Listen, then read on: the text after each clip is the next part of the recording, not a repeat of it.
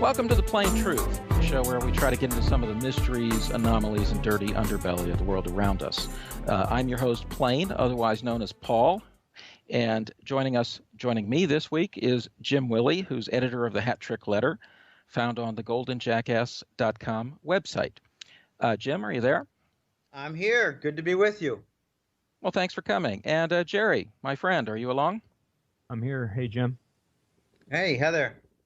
Well, then let's get down to the dirty stuff. All kinds of things are going on in the world around us nowadays, and hard to know where to begin. But recently you've talked about a war on Gazprom. Can you expand on that? Well, yeah, there's a tremendous amount of deception going on when it comes to anything related to Gazprom and Russia. It took me a couple of weeks. Just about a year ago now, Cyprus hit the scene, and the story that was told was that it was about confiscation of accounts, and it was about bail-ins and resolving bank insolvency. And the more I studied about what was going on with Cyprus, the more I realized, wait a minute, Gazprom Bank is a big bank. It's not just a company, a conglomerate for natural gas and drilling for natural gas, but they've got a bank subsidiary, and it's very large, and it's located in Cyprus. And there are a couple of other large banks like Sberbank in Cyprus. And then I came to learn even a couple months later that Russia was using Cyprus as a big center to buy gold. And then I learned that there's a whole lot more going on. This I learned right away when Cyprus broke. And this is a little known fact to the public, especially the American public, it's just unbelievably badly informed. Russia and their central bank and their major banking functions all use Cyprus as a clearinghouse. So when the West attacked Cyprus and tried to shut it down and bail in and confiscate it, do whatever it was that they did, what they were doing was attacking Russia and Gazprom and interfering with the Gazprom bank and interfering with Russian acquisition of gold. Then the second attack against Gazprom came in the setting of Syria. That was much more obvious. I had been expecting something to take place because the Iran gas pipeline, which I call the Shiite pipeline, because it's got connections with the northeast Iraqi region, which is Shiite. Very few people realize, but Iraq is something like 2/3 Shiite. So we tried to go in there and install a Sunni and Ba'ath party, whatever, and it's just a magnificent screw up. So we attack Syria, have the Saudis use some chemical weapons. The Western press blame it on the loyalists in Syria and Damascus, aided by the Russians. Oh, this is so obvious. They wanted to block the new Gazprom pipeline that would start in Iran, go through Iraq, and end up in Syria and feed the Western European markets. Now, the third act against Russian Gazprom is far more blatant and far more desperate. I believe it's to create a firewall in Ukraine and to do a futile extension of NATO in a grand overreach. People ask, well, what's this Gazprom going to be? And I said, well, you know how OPEC is the nucleus of all the major oil producers, and the Saudis are the head for that, the lead nation, whatever the Saudis decide on for policy. All right, well, that's going to turn into Russian Gazprom with a natural gas co-op and a skeletal system of pipelines going from Iran, Pakistan, Turkey, the Middle East, into Europe, through Ukraine. Okay, who controls the pipelines? It's Russia. So that's what the attacks are about, is to forestall the Russian control of Europe, which many really smart people, including people like analysts like William Engdahl, they say Europe is the grand prize. If the United States loses Europe, to Russia and China, it's game over for the United States and the West. So the elements of the petrodollar system are fracturing right now, plank by plank.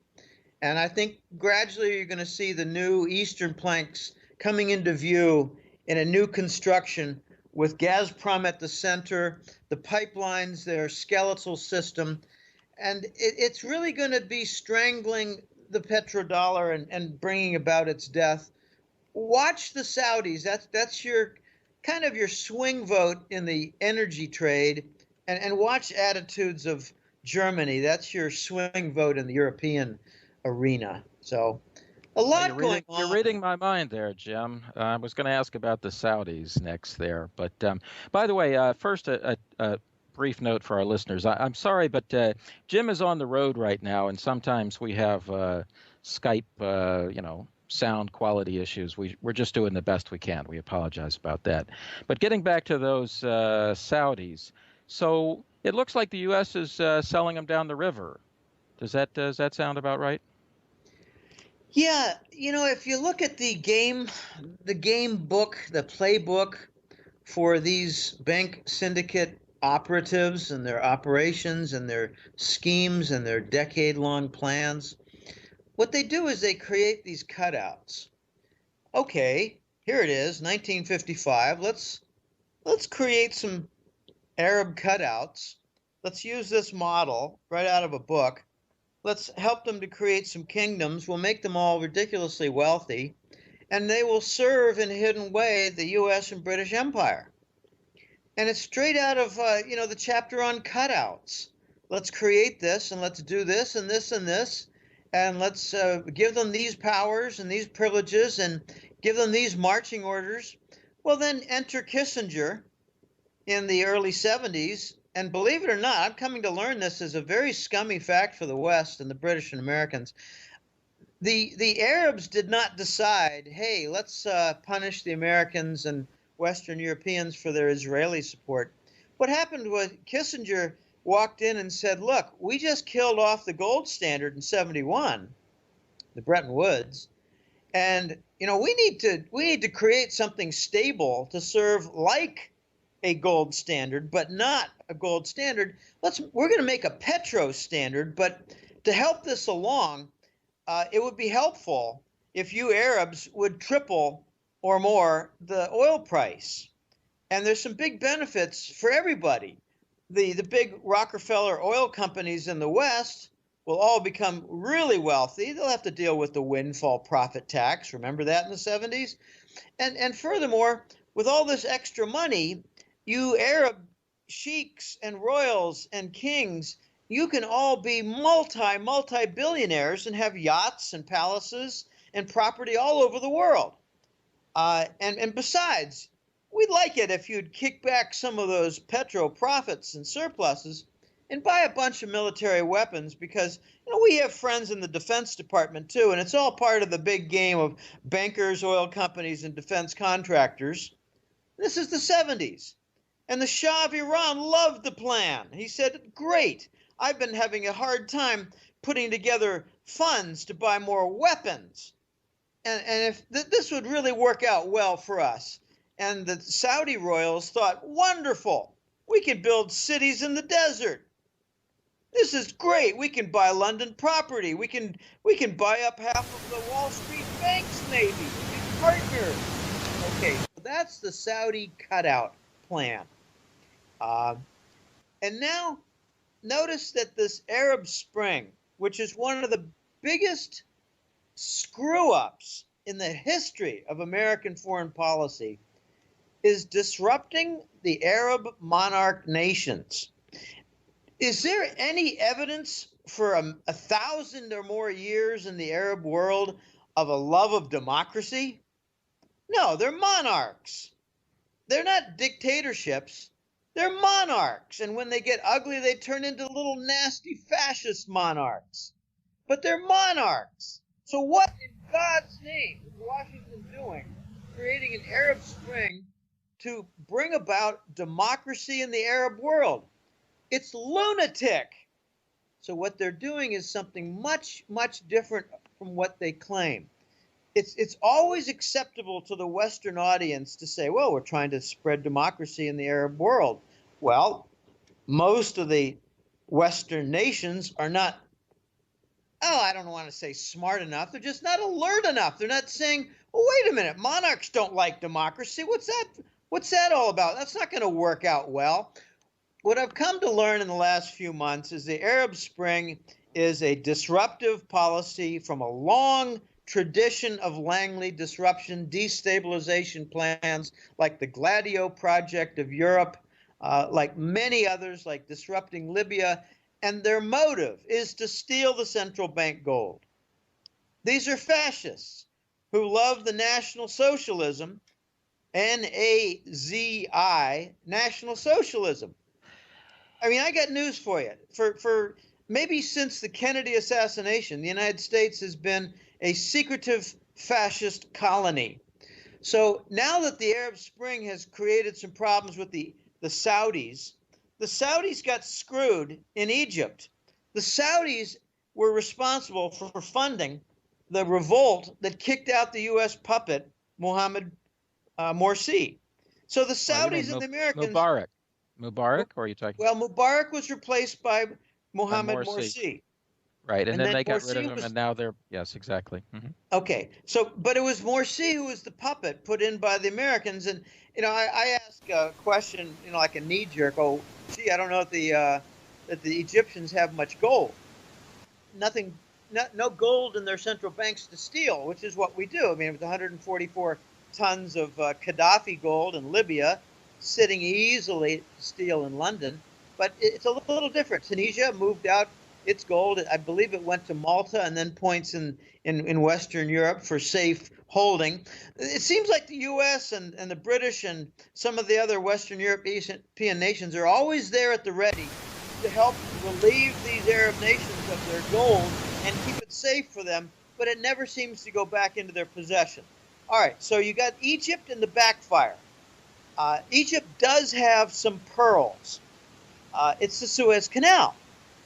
I mean, gosh, the Suez Canal is where all the Persian Gulf oil that heads to European markets passes through. So the Egyptians are a very valuable strategic nation, and they're now partners with the Saudis in opposition to the United States.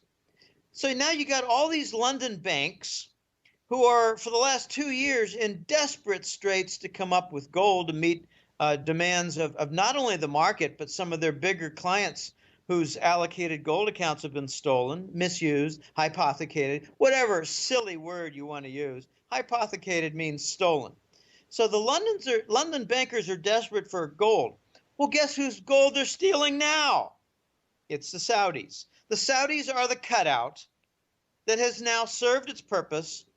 And, the ugly secret regarding Saudi oil, they don't have anywhere near the reserves they claim, and they don't have jack shit for excess capacity for production. We're throwing the Saudis under the bus and stealing their gold. They're going to lose 100% of their gold that's not sitting in Saudi Arabia, and they're going to lose some of their gold that is sitting in Saudi Arabia when the U.S. and their other little agents, we're seeing their handiwork in Ukraine, the U.S. and their handy agents start disrupting things and blaming it on terrorists and radical Wahhabists and whatever. We're watching the Nazi game book, the playbook, their methods, their modus operandi. It's becoming plain as day. Since when does the United States, nation after nation, work shoulder to shoulder with Al-Qaeda without being the control center of Al-Qaeda? Well, Jim, come on. Al-Qaeda is based in Langley. I think we all know that. Hey, a couple of things there. We don't all know that. We do not all know that. I don't think more than 5% of American intelligent, informed people know that. Well, what did that head of the CIA say? That they'll know their disinformation campaign is successful when everything the American people believe is false? That's a famous quote. So maybe we're heading that way. But a couple of things. One is I think that the petrodollar standard also was a way of shafting Germany and Japan. They ended up having to pay a huge tax, essentially, to it kept them down for a long time. So that was another aspect. But moving on, some say these days that the U.S.'s main strategy is simply to try to blow things up. And so maybe the Saudis are next in line. But do you think this is the general game plan for slowing down a BRICS or Eurasian challenge? Yes, I do. Before I get to that, great point bringing up the German and Japanese industrial. It's kind of an attack. When we put in the petrodollar and arrange for petro surpluses with the Saudis to go back into treasury bonds and establish the global banking reserve systems founded in treasury bonds, there was an added motive, and that was really the architect was Kissinger, acting as an agent for the Rockefeller families. The Germans and the Japanese were close to 100% dependent on oil. And the United States at the time was maybe about only 1/3 dependent on oil. Now it's more like 2/3 dependent on oil. So it was a strategic blow against the growing might of Germany and Japan. Isn't it ironic that we attacked them again in the 70s, 30, 40 years after World War II? When a lot of the motives for World War II were to keep down the German and Japanese industrial emerging giants. So sometimes things never change. All right, back to the BRICS and Eurasia. I think the action in Ukraine is a giant European firewall attempt. Again, it's targeting Gazprom. They've got the lunatic idea that if they capture at least the western provinces of Ukraine, they can control the Gazprom pipelines, the valves, the big transit centers. And those transit centers are important. They feed the main pipelines going to Poland and Bulgaria and Romania. But it feeds the Hungarian lines and goes all the way across Western Europe. Back about 5 years ago, 2000, I think it was 7. So 7 years ago, Gazprom got shut down largely, not shut off, but shut down, reduced heavily. And Germans and Italians noticed that their gas pressure went way down. All right, so that's the effect if Gazprom shuts down the flow. To me, it's lunatic. It's like saying, well, we control the gas station. Let's fly the flag over all the Exxon stations in North America. Well, what if the supply trucks don't show up? What are they controlling? Now, these are some stupid plans, again, that really point to hidden motives. Now, notice also, it's not ever in the Western news that some of the major Western oil giants are all across Eastern Europe and working with discoveries in Ukraine. I'm referring to ExxonMobil, Chevron, Royal Dutch Shell, and ENI out of Italy. They had been interfered with in the last year or more, maybe about 18 months at most, 12 to 18 months. They had these discoveries of gas in the western provinces of Ukraine, but they couldn't proceed with the contracts because Putin got in the way. And I think that on the tangent, Gazprom had some rights, and it was very complicated. There were some oligarchs of Russian origin, of Ukrainian origin. They're in there. These oligarchs are main players. They have their own armies. These are billionaires with their own armies and their own lands and their own businesses. And a lot of them got scarfed up and stolen. This is what the Americans do. They steal their central bank gold in the middle of the night, and they divert $70 billion of oligarch money, Ukraine government official funds, and it all just shows up in Switzerland, where they're keeping it safe, but it'll never return. So here's what I believe is going on, and this is not an original thought of my own. It's given to me on a silver platter. Part of it I figured out on my own. Obviously, some of it's not complicated. It's about natural gas supply control. But The Voice, my really incredibly powerful, reliable contact source of information, said Putin set a trap in Ukraine for the West.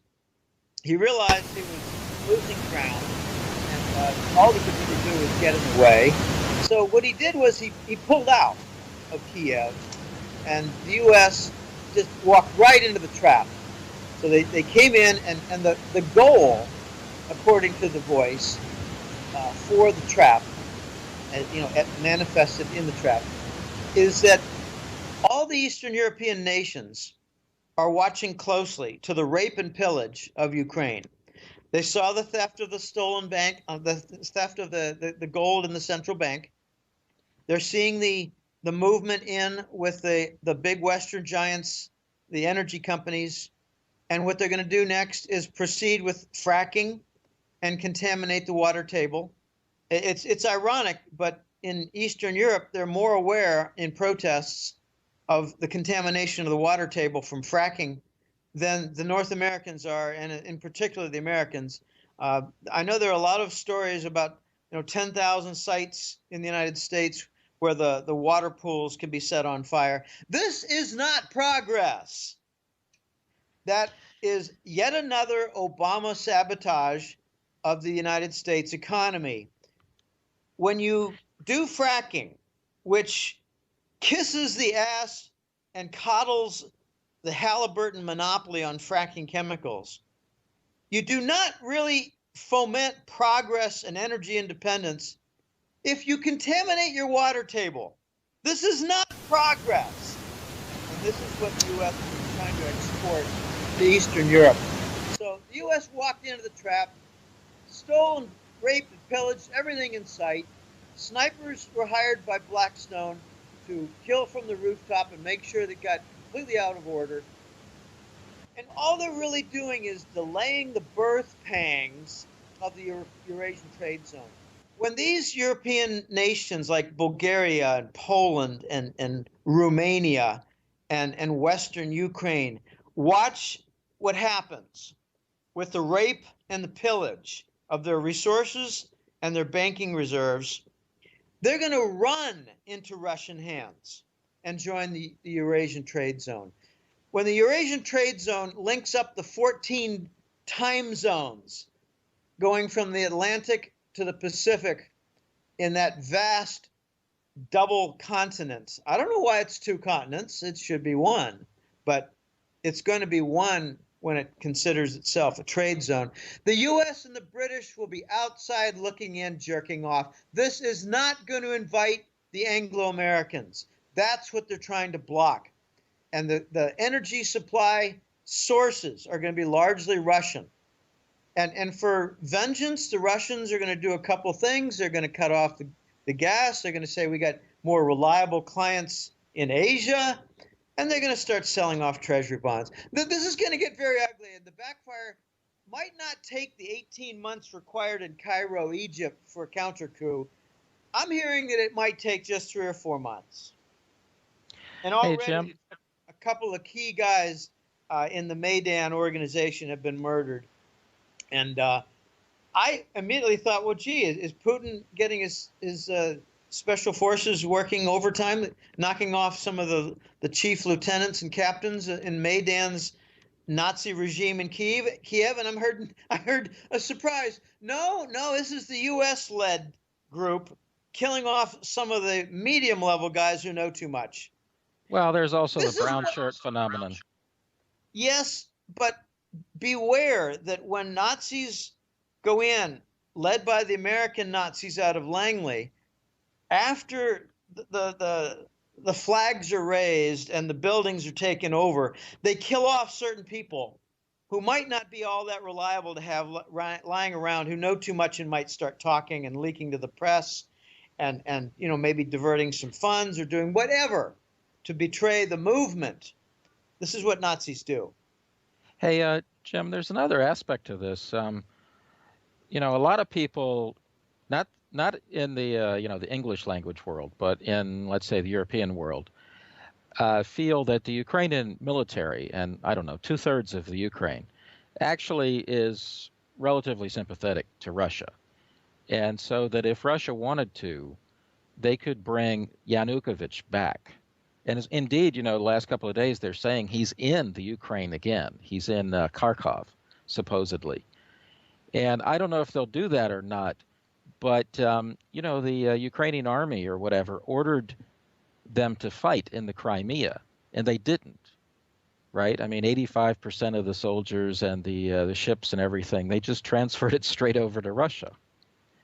So that's why they're creating essentially a national guard there, is because the army isn't willing to fight Russia.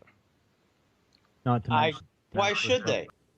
Sure, but the point would be that if Russia could bring in their last legally elected president or whatever, and have the Ukrainian army, essentially in front of the parade, so to speak, who could, it would be Russia could go to the UN and say, hey, look, we want permission to overturn this terrible, coup d'etat. And obviously America would veto that. But I mean, from a PR point of view, it would be quite something to see. The U.S. might lose that. I don't know if this is going to happen at all, of course, but I'm just saying the Ukrainian army is not really either ready or willing to fight Russia, it looks like. Well, I think that there's a point here being missed, and that's the value in the passage of time. Mm-hmm. As time passes, it goes back to the point I just made a few minutes ago. The entire Eastern European region, over the passage of time, will notice the rape and pillage going on by the U.S.-led regime and the U.S.-led energy companies and the U.S.-led bankers and the U.S.-led security forces. It only will happen. The value will be gained only will happen after the passage of time. Putin is in no rush. Putin is seeing that as time passes, it only gets better. There's no rush. Of course, tomorrow he could execute a counter coup. There's no great value in doing so because he would lose the passage of time and the changing in the hearts of Eastern Europeans. He wants all Eastern Europe to join the Eurasian trade zone, and as they do, so will come Germany. They need the passage of time. Because during this time, more and more will be revealed about the scummy behavior of the bankers, the energy companies, the security forces, all of these different things, news networks. Oh, besides, why is Putin in any kind of a rush to take some overt action when you've got an implosion going on in Kiev? They're out of money. The U.S. drained them of $70 billion with the Swiss help. They're out of money. They're thinking right now, I got this from a client, one of my own hat-trick letter clients, who has a Ukrainian wife. Now, I'm not sure. I think he's in Germany with a Ukrainian wife.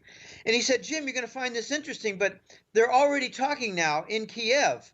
The Maidan finance minister is talking about creating a new currency. And it's going to be heavily devaluated. And it's going to be a new breeding ground for price inflation. Why is Putin in any rush to prevent them from seeing price inflation as a result of this U.S. liberation? No, Putin is getting the hell out of the way and letting this thing implode financially, economically, and with public opinion as all Eastern European watches. So I'm just wondering, do you think that it's essentially a redux of the first Orange Revolution where they kind of propped up a U.S.-friendly puppet and Putin just kind of bided his time and let things play out and then put his own guy in Yanukovych? Well, I think that Putin is going to try to benefit and exploit the passage of time, because in the passage of time, you're going to see the Ukraine economy collapse. They're already talking about, I heard this from a German client of mine with the Ukrainian wife. He said that there's news out there in the Kiev television news networks that they're going to create a new currency, a new hryvnia, and it's going to be devaluated heavily. So Putin has no rush here to get in the way of the implosion and the huge price inflation and the tragic shortages of supplies, while the public opinion across all Eastern Europe turns against the West. So I think he's going to let it play out. And then when it's done, these nations of Eastern Europe are going to run into the Russian hands to join the Eurasian trade zone. And I think Germany is going to become a very important nation where right now, many people think of Germany as just a very cohesive, homogeneous group. It's not. It's got many factions. The industrialists, the commercial arena, the commercial sector, they're very much tied to Russia. The banking sector is very much tied to London and New York. And I think that's going to start to really break away. And the political forces of Germany are very soon going to be overt and in full view on stage, start talking about more constructive ties, commercially integrating commerce and banking functions with Russia and China, because that's where the future is. Germany is going to flip and join the Eurasian trade zone, and it's going to be a magnificent event. Putin really doesn't need Ukraine to join. He needs the example, the showcase of Ukraine in order to tip all of Eastern Europe, including Germany. Just watch Ukraine. Don't convert it. Just watch it. It's going to become an absolute chaos center and a sewer. I mean, that's sort of what was happening before this coup took place, Jim. I mean, Germany was starting to cozy up with Russia and Putin. And you might make an argument that that was maybe one of the objectives of the coup, was to break that friendship apart. Well, very possibly. There are a lot of entanglements that were interfered with. And, then the U.S. marches in and says we want all NATO support. Even this treaty, it's called the Bulgarian Memorandum. No, I'm sorry, the Budapest Memorandum. It's hardly a big formal treaty. It was more like something where people signed on the back of a napkin over drinks in Budapest. This is not a treaty. Watch the treaty kind of unfold, where Germany might eventually say, hey, wait a minute, we've looked at this Budapest Memorandum, and, it doesn't really have a lot of weight behind it. And besides, look what's happening in Ukraine right now. This is a disaster. This has not worked out well. This is not meeting the objectives of what we originally thought you Americans were going to do. So I think it's going to just fall apart. Jim, it's a bit rich for the U.S. to talk about the Budapest Memorandum. When we sent in snipers and gangs with, nails and boards and stuff, you know what I mean? If the president had to flee for his life to a neighboring country, it's kind of like we're supposed to agree to not intervene, right? The West would not intervene in the Ukraine and Russia would not intervene. But that's a joke. Hey, a related question to this, though, is do you expect Russia and China to go on the offensive soon in any way? How might they do that? Well, I don't know about anything militarily. The West used their violent coup, the rooftop snipers, stealing central bank, violence in the streets, fires set to buildings, a lot of mayhem, and that's what we are using. The West is using for a calling card. I don't expect that the Russians are going to reply in the same manner. I think what they're going to do is rely on attacks of Western vulnerability. Let's face it, if they go tit for tat with military maneuvers and coups and things like that, it's going to be a lose-lose situation that escalates and just gets to the point where eventually one side points missiles at the other. Well, that's a lose-lose situation. I think what we're going to see instead is Russia and China. And besides, we got to keep in mind, China is right behind Putin every step of the way. I think what they're going to do is they're going to go after the vulnerability of debt finance for not just the United States, but the sovereign debt of the PIGS nations and European nations. They're going to go after the vulnerability of currency stability. Look, let's face it, the pound, the euro, and the dollar, they're not strong.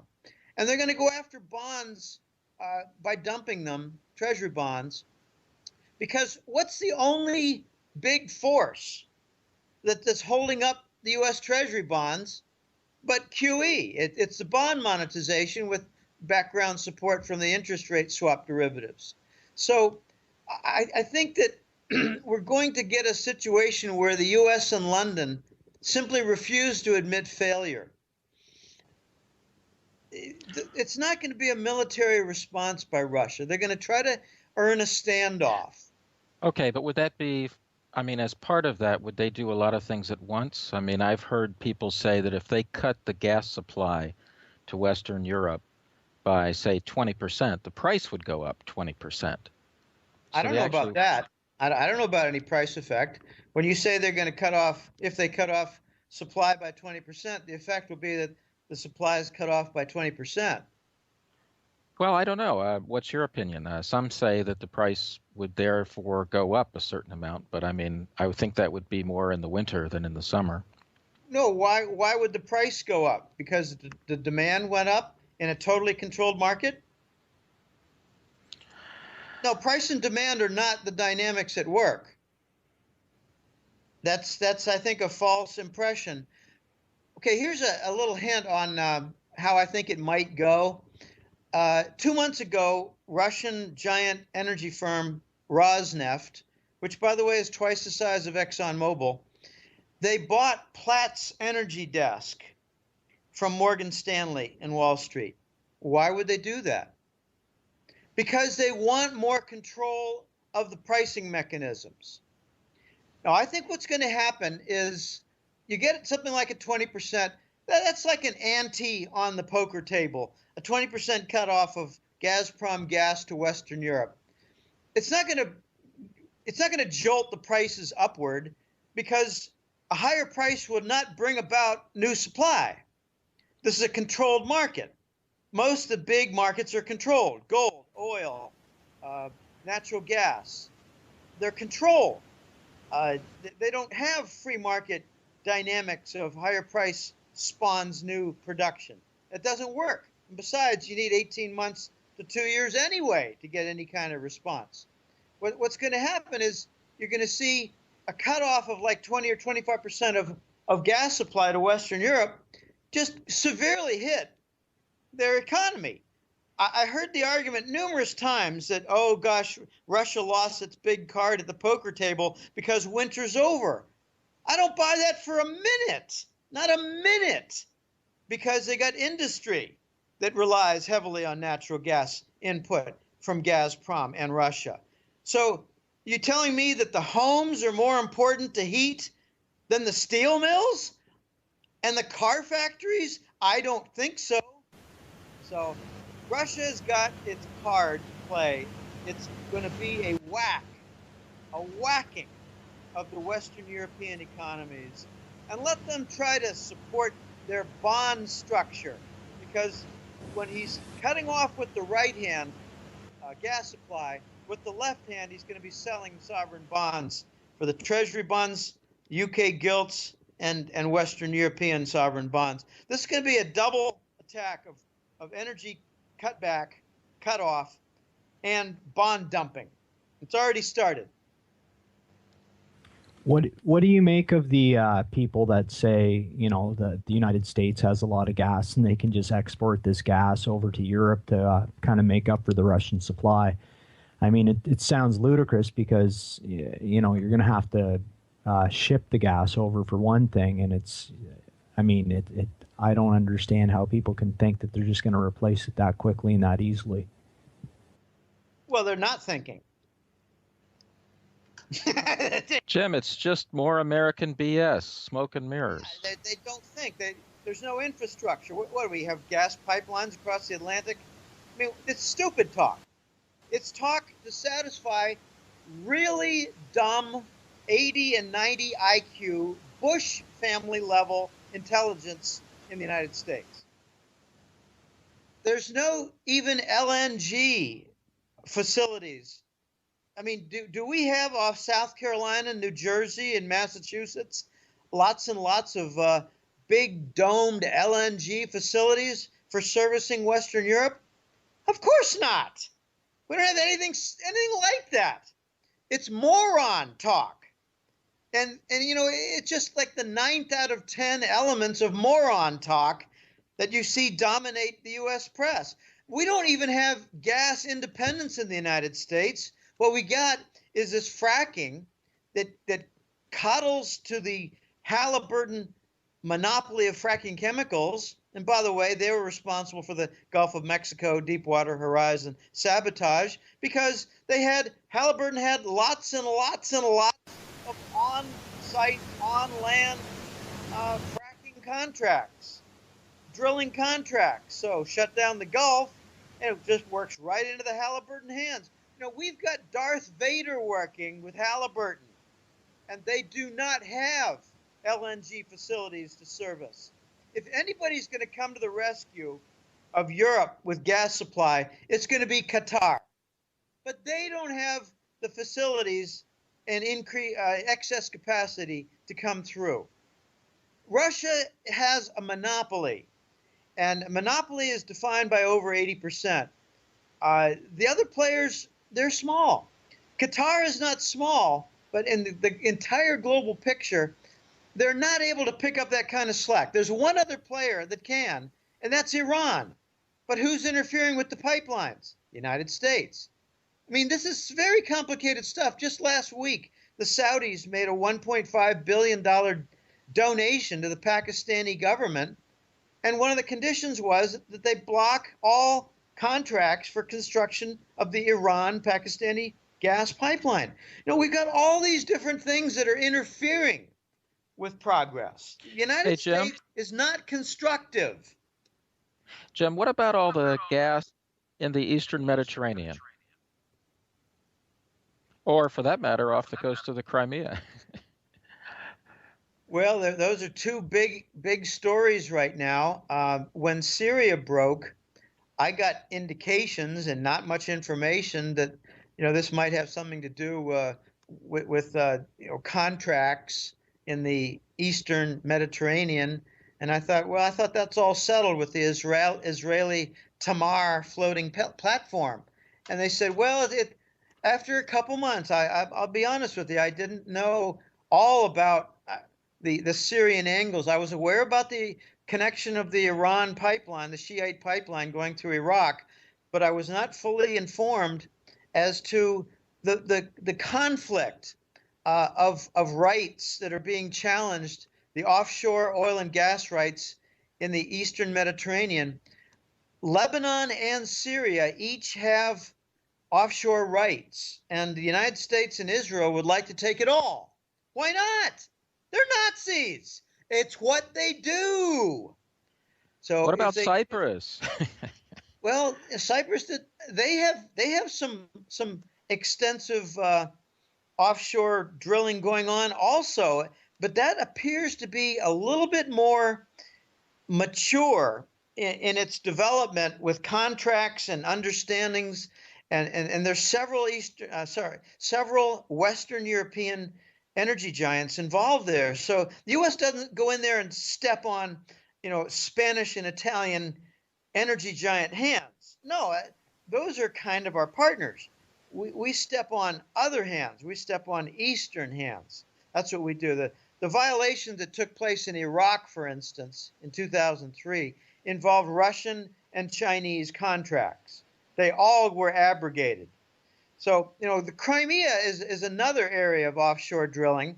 And I came to learn just a few weeks ago that ExxonMobil has an $800 million commitment so far. And I don't believe they've got a lot of development on platforms constructed in the Black Sea. But they do have close to a $1 billion commitment. That's not a lot of money to these energy giants. And what happened was Exxon had some success on the Romanian coast of the Black Sea. And they used that to go ahead and I've got some pictures of oh gosh, what's the name of the CEO of Exxon? I can't think of his name. Has an R in it. Anyway, the CEO of Exxon is pictured with Putin, all smiles, with the coast of the Crimea in the background. I think it's Sevastopol. And everybody's buddy. Everybody's a buddy. That's going to fast change. All these contracts now that Exxon has are with the old Kiev Ukrainian government. I think they're all going to be abrogated. I think they're all going to have to be rewritten. And guess who has the offshore jurisdiction in the Black Sea but the Crimean province? So this is almost funny what's going on. It's going to turn into a real mess, but really the strengths of Russia and China when it comes to the finances and the energy, I think are 20-1 versus the U.S. and the NATO nations. What's going to come next is a cutoff of gas and a dumping of treasury bonds, but that's going to lead to the giant reaction, the tremendous climax reaction, and that is what I'm forecasting to be the Russians join up with China and they say, we're going to help to determine the price of oil. It's going to be in yuan currency terms, and we, the Russians, are going to demand from Europe that they make payments for Russian oil and gas in yuan. That will make a sledgehammer statement on the table that Russia and China are working together, and that any attempts to isolate Russia are an abysmal failure. If China's their partner, Russia's not isolated. Besides, I got a joke. I say, how do you surround a country with 12 time zones? That's a big lasso. Become an ocean? Hey, Jim, so what are some good signs to look for that will show when the petrodollar switch is imminent? Many indications I think are going to come. We saw one a couple months ago where Russia with the Rosneft. I mean, you could say, no, Rosneft bought it, not Russia. Well, these are Russian giant companies, and they're largely controlled by the Kremlin because they're of national security significance. Gazprom has offices in the Kremlin. The previous president of Russia was Dmitry Medvedev, whose past post was CEO of Gazprom. These Russian energy giants are really Kremlin offices. So I'm expecting we're going to see an unusual sequence of events where the price of oil is something that the West can no longer control. Notice that there was a real big hint that took place in the last, close to 2 years. Remember when the Brent crude oil price, often called European crude oil price, was $15, $18, $20 higher than West Texas? Why did they converge? I mean, these are important questions. Why did Russia want the Platts desk from Morgan Stanley? Why did the Brent oil price converge to Texas? I think it means that the Russians are going to start controlling the Texas price. I'm sorry, the global oil price. The Russians are going to start to control the oil price. And they're going to, here is the essence of the petro-yuan. The Russians control the price, and it's going to be in yuan terms, and the majority supplier will be the Russians. And a key echo, the Saudis follow suit. Notice the Saudis are making big overtures.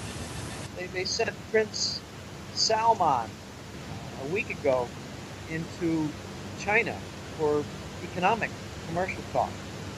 Okay, what they're doing is they're setting the groundwork for the petro-yuan.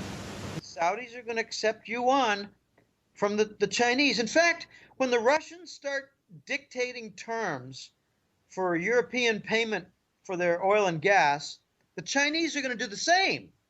They're going to say, you want our business, the Chinese purchases of oil, like from Saudi? Well, we're going to pay in yuan. You don't like it? We'll find somebody else. And the Saudis are going to say, hey, no, don't get the wrong idea. We'll take your yuan. And that'll be the birth of the yuan petro standard. Now, the standard is not a locked item. It's not, I mean, I got into a petty argument with William Engdahl in November 06 in Munich at a conference, and I thought he was a total effing idiot. He's a brilliant man and a great analyst, but he interrupted me 3 times when I said the petrodollar standard. He said, no, it's not a standard, Jim. You keep saying it. I said, well, de facto standard. Call it what you want.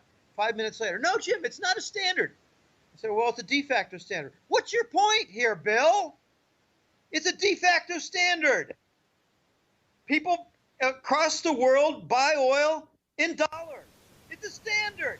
Wake up. What's your problem? It got heated. It got weird. And he said, look, I got other clients I need to talk to. So our meeting was cut short because the stupid fool who can't conduct simple conversations, William Engdahl, couldn't get past the point that the petrodollar was, for all effects and purposes, a freaking standard.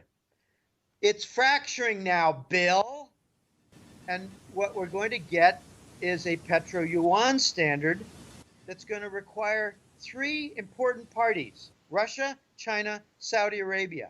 And when Germany becomes the 4th, I call them the 4th leg on the Eurasian trade zone table. When the Germans join, they're going to say, we got no problem in supporting the ruble or the yuan. We'll pay in either. And what you're going to get is really the rumblings of barter trade. I've been hearing more and more in response to questions I asked The Voice. The Voice is working on not only gold trade, big significant gold purchases in the hundreds of millions that are satisfied in weeks, but he's working on bilateral barter systems. Whenever you hear gold trade settlement, just think as parallel to that, barter systems, where 2 nations. I love to use the example of China supplying finished products to Bolivia for copper, silver, and other metals. Okay, well, how are they going to pay for that? Well, they may not need to pay at all, because if they've got a yuan swap facility working, the value of all the metals going to China might be equal or close to the value of all the finished products going to Bolivia. So really what's important is handling the difference on a net basis. Well, if they can get past that, what you're going to get is a lot of different pairs of nations doing trade. It's going to be bilateral settlement, and it's going to set up a very important system where gold trade notes will serve as letters of credit. And it's going to have a heart called the BART4. And I don't have a lot of details for it. Actually, I only have the rough cut description of how it works and its name, BART4, B-A-R-T-F-O-R. Maybe it's barter between foreign nations, or barter for nations, barter for trade. But here's the big rub when it comes to this gold trade settlement on a net basis and the bilateral BART deals and all the yuan swap facility. What gets cut out is deadbeat nations. What does the U.S. export? Well, its main export is treasury bonds, mortgage bonds, maybe titles to property. Well, unfortunately, a lot of that trade in paper, in debt paper, in securities is fraudulent.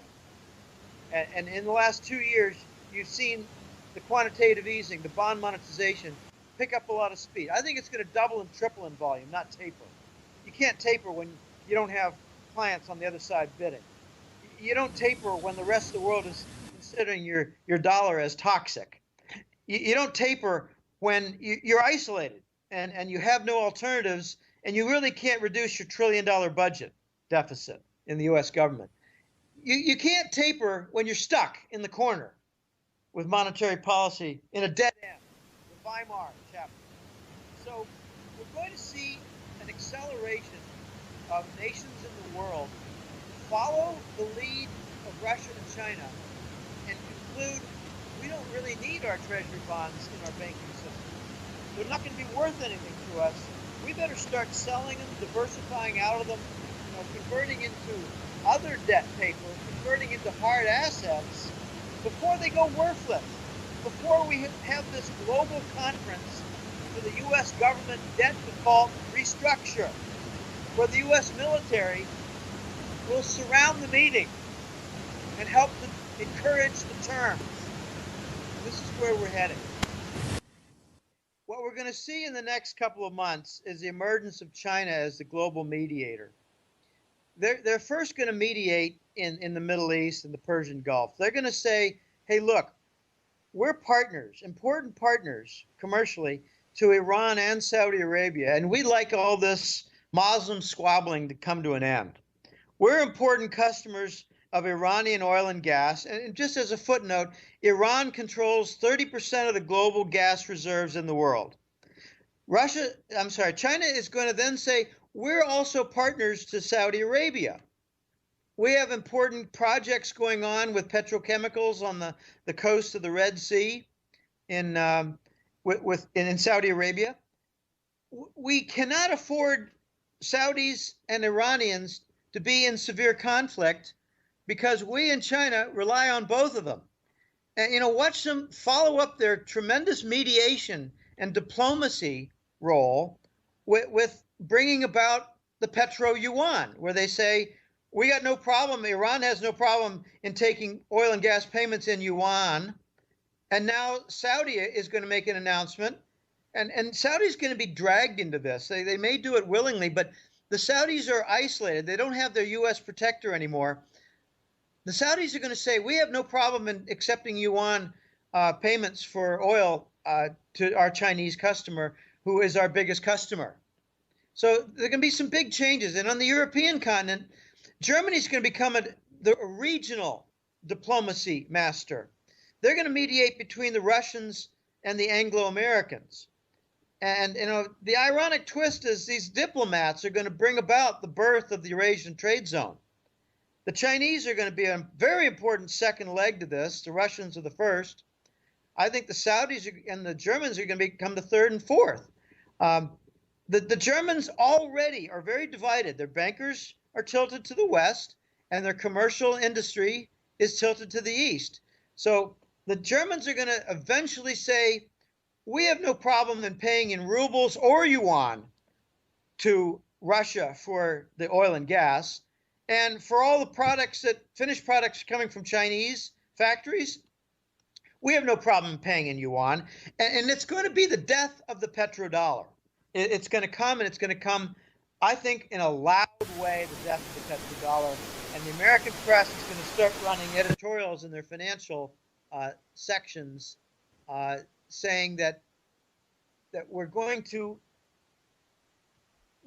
have a shock in the United States, and the shock is going to be ugly, and the shock is going to be powerful, and it's going to come from the petrodollar being harmed irreparably. I know you don't generally like to give exact timelines as to when things are going to happen, and I guess a lot of this is kind of already happening now.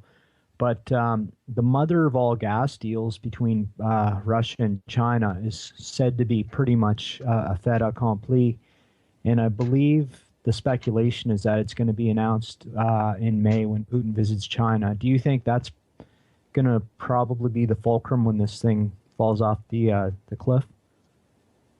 It could very well be. It's rumored to be ready for a May summit meeting where Putin visits Beijing.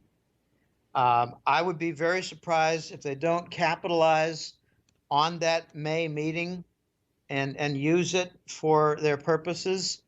Something might happen before that, though, because the U.S. just seems to be, I don't know what their problem is. They seem to be compulsively poking a stick in the Russian bear's face. Well, If Jim, they, it's called geopolitics. It's domination of the planet. well, I know, but gosh, when you threaten to cut off Visa and MasterCard and Swift bank usage, don't you really invite Russia to say, well, we're going to make all our payments in yuan, so you Europeans, if you want gas, you're going to have to find a way to pay us, and maybe the easiest thing you could do is to kick these Americans out of your room. Yeah. Hey, I got a related question, Jim. Russia is making a lot of moves to develop eastern Siberia, Sakhalin, and then right around the North Korean border. And Japan has signed all kinds of deals, like tens of billions of dollars worth of deals over there. And the Russian government is going to make it an ultra low tax zone, something like 5% taxes. Any thoughts on that? I mean, this plays into the whole Russia-China alliance, of course. Yeah, what it's going to do is two things. I mean, I haven't thought this entirely out. First is that Japan will therefore join the Eurasian trade zone. Second thing is that the Russians don't have sufficient capital and, what's the word, capacity to develop Sakhalin for all it's going to be worth. They need the European energy giants like Royal Dutch Shell, like British Petroleum.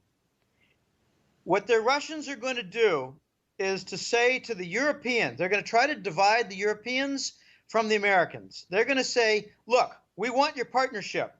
We need your technology. We need your capacity. We need your engineering expertise. We need your equipment. We need your tubes and your connections to industry to supply piping and structural materials. You've got to get rid of your U.S. partnership in order to proceed with us. So it'll be Korea and Japan joining, and the Western European energy giants fracturing off from the Americans. That's what I see forthcoming. Well, I'm here in Japan, and I see a big deal as the Japan is trying to come up close to Russia and then position herself for the opening of North Korea because there are tremendous resources there. And so Japan is now fighting with South Korea all the time about everything. So it's kind of interesting. But any thoughts on North Korea? Do you think they'll open up there and be part of the game? No. Since 2005, I've thought that there's a dumb room. The dumb room has been war with Iran. And now I think the dumb room is development of North Korea. So I don't enter the dumb room. Sorry. I mean, well, Jim, that's fine. I don't have any answers. I just say that there are trillions of dollars of resources sitting there. And the question is, right now, China, Russia, Japan, and South Korea all look at them and say, I don't want you to get them. I think trillions of dollars in resources is an exaggeration of 100-fold. So even if it's, I don't know, I have trouble with these big numbers. Even if we're talking about several $100 billion worth of resources and minerals and offshore rights and all this, China's going to take it all. I mean, I have thought for the longest time when I do enter the dumb room that North Korea is an agent for rattling the West used by China. Oh gosh, we got mean, wasn't it 3 or 4 years ago, 6 years ago, 8 years ago, 4 years ago, 3 years ago that we heard about, oh, hostilities by North Korea? My gosh, we may go to war. Well, fine. I don't go into that dumb room. I have a very smart friend whose name I don't want to mention. He's in the journals once in a while. We had an argument in '05, in September, and I said, no, we're not going to have a war with Iran. Nothing's going to happen. In '06, we had the same argument. No, we're not going to have a war with Iran. In '07, no, we're not going to have a war with Iran. In '08, we're not going to have a war with Iran. In '09, same. 10, same. 11, same. 11, same. 12. I get tired of this. I don't enter the dumb room. The dumb room is North Korea. Yeah, right. What are they going to do? Offer these inbred, incestuous, child-molesting jerkweeds running North Korea a few $100 million or $1 billion to develop? No! If it gets developed, they're all going to be hanged. It'll never happen. It's just dumb room talk. I got far better things to discuss than things like North Korea. I'd much rather talk about the London bankers without diving out a window. Hey, Jim. Since we're off on a tangent here, a lot of strange things are going on around the world, from missing planes to very well-organized political demonstrations and riots and banksters jumping out of buildings. And what do you make of all this? Well, the first thing is I'd like to address the Malaysian missing airplane. I saw a picture, and I got to say that it looked rather convincing. It was the professor and the captain on Gilligan's Island, and the plane was in the background. And I think it's on Gilligan's Island. We're going to find out. I hope it's on Gilligan's Island because Ginger needs more attention. I thought it was in Diego Garcia, but it could very well be. All right, here's what I've heard. And, I got to preface this. I'll be honest with you. I don't like to BS anybody. I don't have definitive answers. What I do have is a lot of different voices on my ear. And what I'm hearing is that the plane was redirected, and for a few days it was in Kyrgyzstan, neighbor to Uzbekistan, Kazakhstan. It's in Chaos-stan. Chaos-stan, exactly. Okay, so it was for a while in Kyrgyzstan, where, the U.S. does not have Goldman Sachs and Blackstone agents running around, so little was heard. I've also heard that there were several very high-valued targets on board. The smart meter boys. There was more regarding kind of a hack-proof computer chip to prevent invasion and hacking and virus introductions and things like that they did not want to get into the hands of the Chinese, and now mysteriously is owned by a Rothschild heir or whatever. I've also heard that there were some very important people in opposition, like Al-Qaeda types in Indonesia, in opposition to their government. I also hear that there was an AWACS escort. I'm hearing things like, now I was a Star Trek fan. I saw a lot of them. I saw, all three different series, including the weird one, Deep Space Nine, which it had its moments. But, we've got all three of them. We got some technology. Here's just a brief point. The reason why I bring up Star Trek. Gene Roddenberry, the creator and producer, he had some alien friends. That's what I'm hearing. So he wasn't just blessed with a lot of insight and imagination on futuristic concepts. He was hand-fed them. That's what one of my particular sources has to say, who knows quite a lot about alien spacecraft and he has friends who's touched one. Not sat in the cockpit, that was my next question, but touched one. with outer skin that, for instance, converts heat to electricity. Just real advanced stuff. Apparently, we got maybe the exercise for the first time in an open forum of a tractor beam, a control device that takes over the cockpit, drags it along or controls it. I don't know whether it's active at the cockpit avionics end or active on pulling it by its hind quarters. I don't know. What about the technology? What about the ownership? And second, what about all the people on board? So I don't know. It might end up like the people who were unfortunately going to take off from Boston on that supposed flight that was without passengers that went into the World Trade Center, also controlled by a tractor beam that is a product of Raytheon.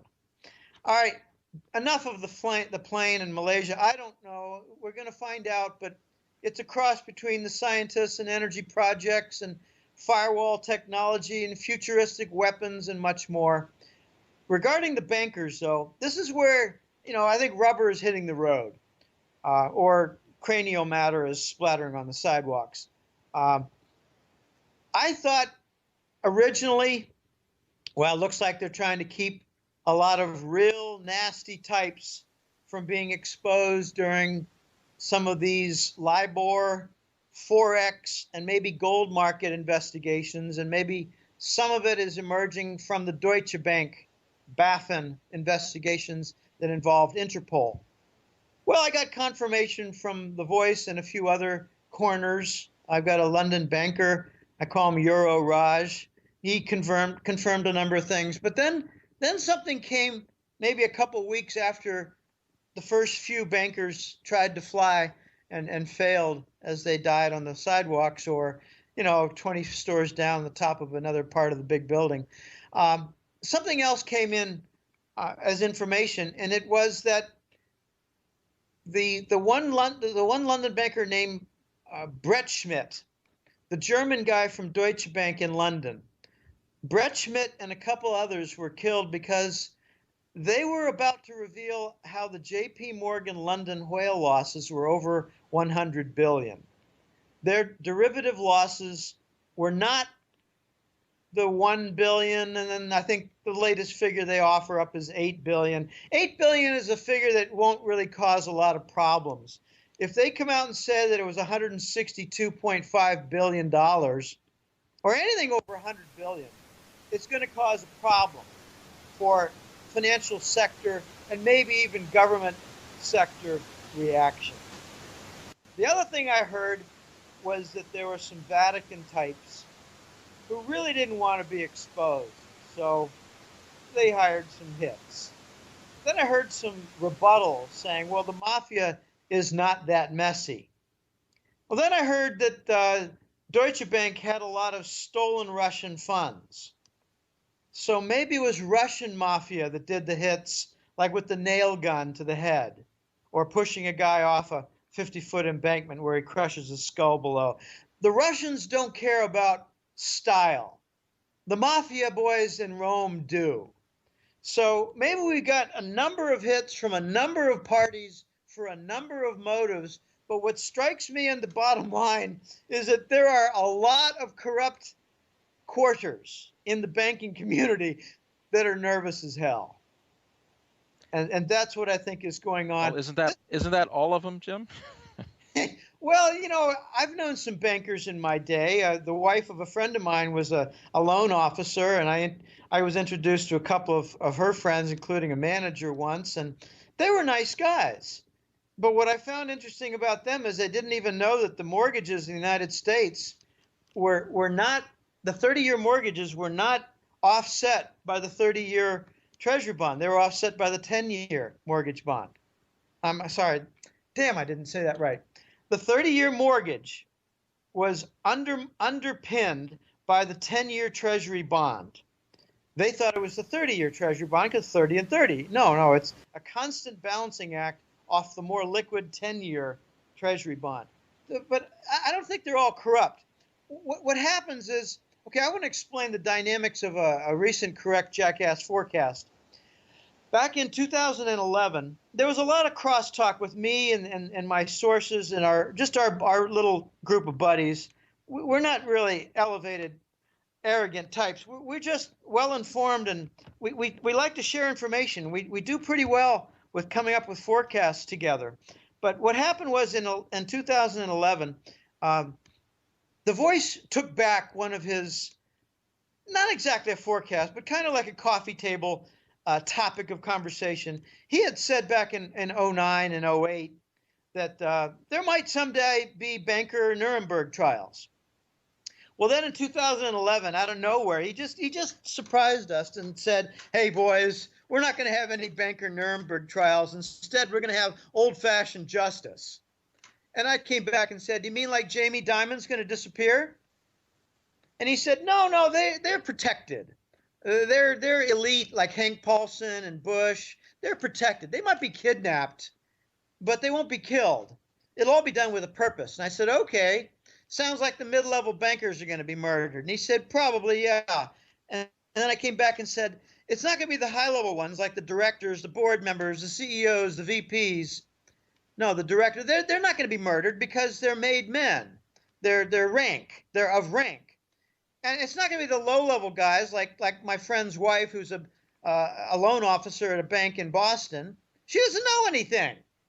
She didn't do anything. She wouldn't know what an offshore account is. So what's going to be happening, I said this in the summer of 2011, I said the unprotected mid-level bankers who know too much, who did the mule runs, who set up the offshore accounts, who made the meetings with vile figures and handed off, 20 billion in bearer bonds, the ones who set these companies up, the ones who did the wire transfers using the secretive accounts, the ones who know how to get into the layered networks and rummage around and cover their tracks months later. They're all going to be murdered. So then the question was to The Voice, how many of them are there? And he said, somewhere between 200 and 500. And I said, "You mean they're all going to be murdered?" And he said, "There'll come a day when maybe you'll hear that 200 to 300 are at risk of being murdered." And the V, who's a London banker type, I don't know much about him, but I heard some things through Steve Quayle. He came out and actually said that there are 340 people on a list. And he made a statement that one of them is a higher up, meaning a VP for Citibank. Okay, that violates the rule of mid-level banker being a limit. Well, then we might get some attention paid to this issue if a VP of, say, Forex trading is murdered on Long Island when he's fishing off the Hamptons with his family, and he's dead. Whoops. In Costa Rica, we have a joke. We say that he'll be tangled in fishing line. They don't execute people in Costa Rica with a bullet in the head.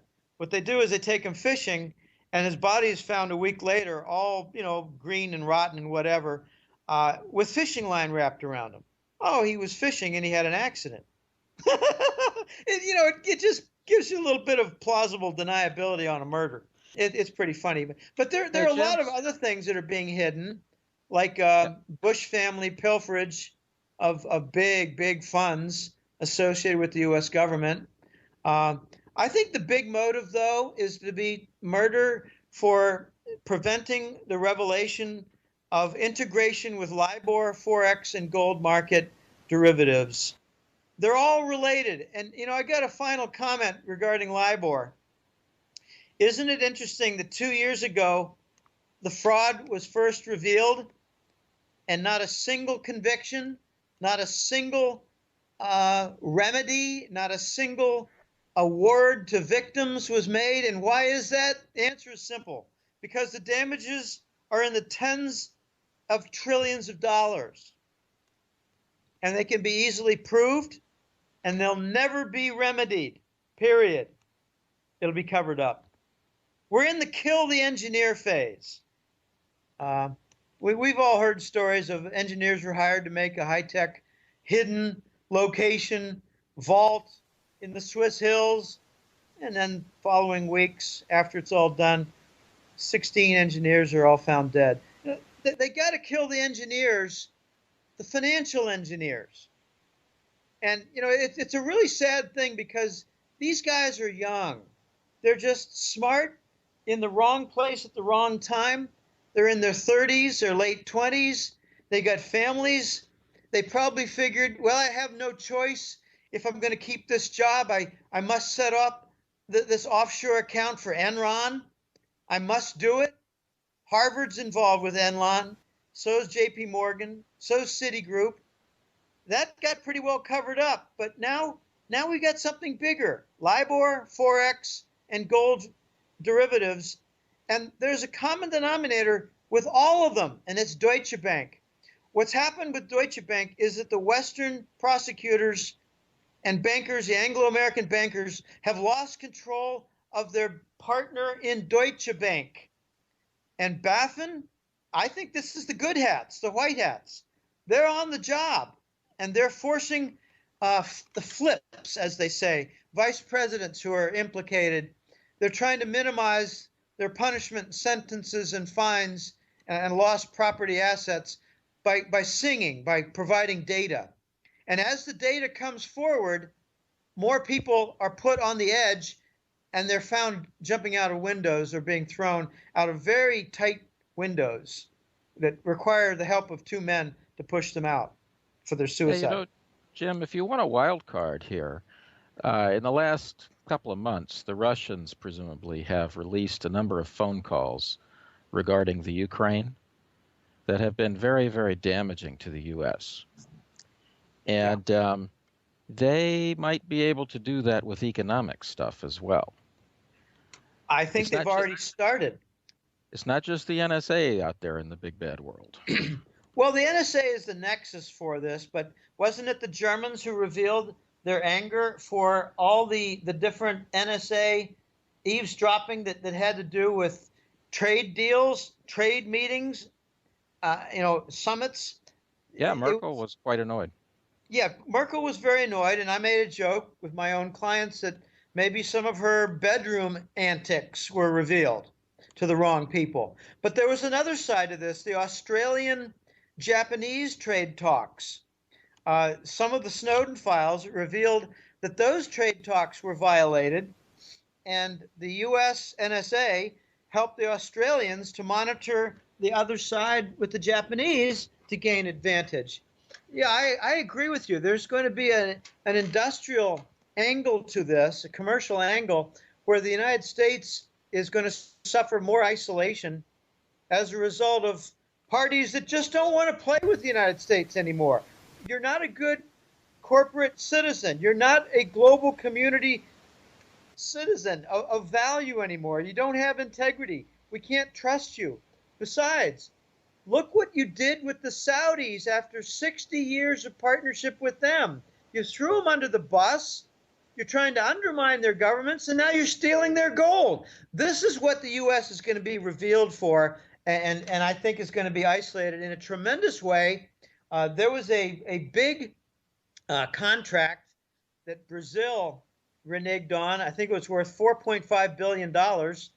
It was for aviation equipment, fighter aircraft, commercial aircraft, and the entire contract has been moved to Sweden, a big Swedish conglomerate. Few people know that Saab has an airplane fighter aircraft division. So the Saudis are going to have Swedish fighter aircraft before long. It's not just there. There's another big deal. I can't remember who. Oh, UAE. They had some telecommunications satellites, and they held up the whole deal. It was worth $1.5 billion, I think, because the satellites had NSA communication relays in it. So they wanted them all removed, and they'll work them out. They'll get the deals done, and they'll probably offer some surveillance of the UAE enemies to the royals of Abu Dhabi. I mean, the way that this fascist global state grows is that one nation after another wants to get an edge on their enemies. Snowden revealed, for instance, how just consider like the Dutch and the Germans. Well, the Dutch are offered no monitoring of Dutch, but plenty of monitoring of Germans on the different sites in the Netherlands. And then the Germans are offered no monitoring of the Germans, but plenty of monitoring of the Dutch and other Europeans from the German sites. But what they don't get told is that all the information has no barriers. So that there's no, it's all seamless. So any information collected in the Netherlands is matched up with any information collected in Germany, and it all goes into the big database. So all these nations are going to be duped and made stupid, fooled by cutting deals to go after their enemies when the NSA is going to capture them all. Well, they know that, and Putin is telling them that. Well, Putin's telling them that now, but as these deals are cut one by one, it's not altogether clear. What the U.S. tells nations is that we will only monitor foreigners who might be a threat to your country. Okay, well, what do you do with the information? Do you offer it to my enemies? The answer is yeah, because they're cutting deals with them too. Now, the U.S. needs to be isolated. And, we really don't need to focus too much on the NSA. You need to focus on the Treasury bonds because they're being dumped. They're being dumped in the QE. My forecast is that by the end of 2014, it's going to be common knowledge that the QE volume tripled. They didn't taper it, they tripled it. Country after country is going to be dumping, and just in the last month. And this is not the delayed tick data, Treasury and Investment Capital report. I might not be correct, but the TIC report. There's another one. It's a Department of Treasury up-to-date report that's only 3 or 4 days delayed. And it's showing $100 billion of Treasury bonds were removed during a 1-month period from global accounts held by the Fed. $100 billion in 1 month. Well, there's your effect from the Ukraine. And where'd that all get lapped up? Oh, I got news for you. There was a Treasury bond rally when that happened. Really? $100 billion dumped by foreign account holders, and there was a rally? Huh. Smells to me like they increased QE and they ramped up the interest rate derivatives. And in the meantime, lastly, Belgium has appeared on the map as being holders now of $200 billion worth of Treasury bonds. Can you say Euro Central Bank? Hey, Jim, I was always wondering what infinity meant, QE to infinity. And I think the answer is Belgium. It could be. When we had in 2012 or late 11, the first QE introduced, I said this is going to go on endlessly to QE2, QE3, QE4, and QE infinity. Of course I was called stupid because didn't they say it was temporary? And when zero interest rate was introduced in 2009, I said this is going to be 0% interest forever. And of course I got called stupid because didn't they say it was temporary? All right, so those are two jackass forecasts. 0% forever and QE to infinity. And now the infinite is also volume. Watch this get ramped up because the new big game on the global commercial acquisition stage is spend your Treasury bonds on these hard asset acquisitions before they go worthless. Here's one of the weirdest little facts that I've heard, and it's confirmed by 2 or 3 others. Nations of the world right now and their central banks are already dumping their Treasury bonds with a 35% discount to value. Now, that's pretty radical. Now convert it to valuation, from valuation to interest rate. It converts to something like 12 to 15% on the long bond. So what they do is they maintain perceived value with the interest rate derivatives and soaking up the supply with from due to the absent demand with QE bond monetization. And then in the back doors, all these central banks are dumping in favor of their local currencies and doing so at a 35% discount. The Voices confirm that. My Costa Rican military guy, Cato, has confirmed that. And Euroraj has confirmed that. This is very big. The dumping is well along, and it is the Achilles heel of the Anglo-Americans. It's not so much their criminal behavior with LIBOR, Forex, and gold. Now, what's going to get them is their isolation with the Treasury bond that no one's going to want, and they're going to have to maintain the value of them, maintain the integrity of the market. The integrity is gone. They're going to have to maintain the illusion of integrity, and this is where things come, I think, crashing down. And it's precisely what Putin is going to do. But there's an old saying, a card used is a card that loses value. So the threat not delivered with the Treasury bond dumping is the threat that Putin can maintain control of the situation with. He can always say, hey, wait a minute, you do that and we'll start dumping treasuries. A month later, Jim. you do that and we'll start dumping treasuries. So he's not going to dump treasuries, but quietly they are. In Cyprus, they were converting treasury bonds to gold bullion. And that's one reason Cyprus got attacked. Notice that there's no global bail-in going on for accounts and banking systems. It's because Cyprus was not the event that we were told it was. Hey, Jim. Years ago, decades ago, I was a serious chess player, and so I got to deal with Soviets and all that. But anyway, in the chess world, there's a famous saying that the threat is stronger than the execution. And that's Putin would be coming from a chess culture. And so I think he's going to totally agree with you on that. Well, Jim, I think we've had you for quite a long time here. You've been generous with your time. But before we wrap it up, could you give listeners a chance to get some information, your website, your newsletter, that kind of thing? Sure. But let me just make a little rejoinder comment. You mentioned chess, and Putin is a chess master. I saw a funny picture the other day where he's playing several chess games at the same time, chess matches. He's got Cameron of England, he's got Obama of the U.S., he's got Merkel of Germany. But there's a move in chess, and I used to like to try to do it, but it's very difficult to do. Opportunities are not always there. It's called a delayed check. But you move like your bishop, and by your move, you line up a check on the king.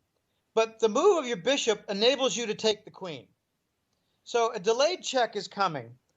On www.goldenjackass.com, you will find a lot of different things. There's a main webpage, a public page, where I've got interviews like this and other interviews. I've got public articles. They're all shameless promotional pieces to get new subscribers because I'm running a business here. But there's a lot on them. And, people who are new to this can read some of the articles and listen to some of the interviews and come up to get some more sophistication and more knowledge about what's happening, because this is very confusing stuff. I call it actually